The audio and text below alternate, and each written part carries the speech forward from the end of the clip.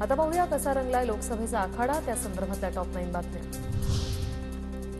अजितदादांकडे खजिना आहे तर शिंदेंकडे चावी आहे, या चंद्रकांत पाटलांच्या वक्तव्याविरोधात निवडणूक आयोगात तक्रार, तर मी फक्त प्रशासकीय भाषा वापरली, चंद्रकांत पाटलांचं स्पष्टीकरण।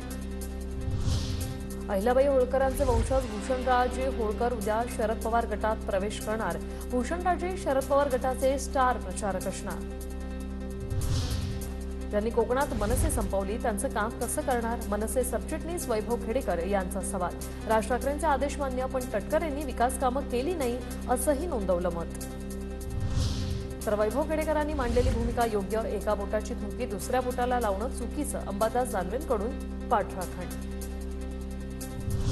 महायुतीला पाठिंबा दिल्यानंतर मनसेकडून लोकसभेसाठी समन्वयकांची यादी जाहीर, राज ठाकरेंकडून 22 समन्वयकांची नेमणूक। गोकुळचे संचालक चेतन नरकेंची लोकसभा निवडणुकीतून माघार, कोल्हापूरमधून लोकसभा लढवण्यास चेतन नरके होते इच्छुक।